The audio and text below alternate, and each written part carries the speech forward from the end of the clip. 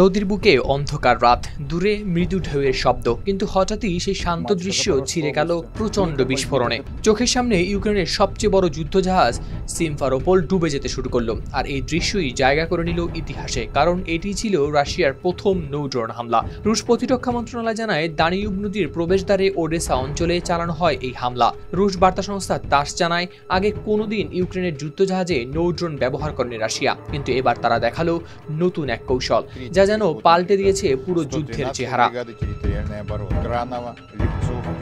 ইউক্রেনের নৌবাহিনীর মুখপাত্র দিমেত্রো প্লেটেনচুকের বরাতে স্থানীয় সংবাদ মাধ্যম কিয়েভ ইন্ডিপেন্ডেন্ট জানায়, বিস্ফোরণে এক ক্রু নিহত হয়েছেন এবং আহত হয়েছেন বেশ কয়েকজন। আর কিছু নাবিক এখনও নিখোঁজ। তিনি জানান, জাহাজটিকে বাঁচানোর চেষ্টা চলছে, তবে ক্ষয়ক্ষতি ভয়াবহ।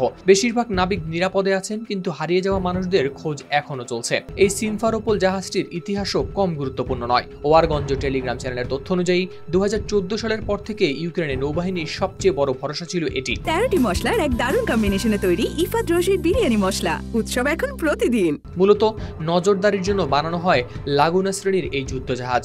এতে ছিল রেডিও, রাডার, অপটিক্যাল নজরদারি ও ইলেকট্রনিক গোয়েন্দাগিরির শক্তিশালী প্রযুক্তি। 2019 সালে জাহাজটি সমুদ্রে নামলেও নৌবাহিনীতে যুক্ত হয় 2021 সালে, কিন্তু মাত্র কয়েক বছরের মধ্যেই সেটি হারাতে হলো ভয়ঙ্কর এই আক্রমণে। তবে এখানেই শেষ নয়। ইউক্রেনীয় রাজনীতিবিদ ইগর জিনকেভিচ দাবি করেছেন, একই রাতে রাশিয়ার দুটি ক্ষেপণাস্ত্র হামলা চালিয়েছে কিয়েভের এক গুরুত্বপূর্ণ ড্রোন কারখানায়ও।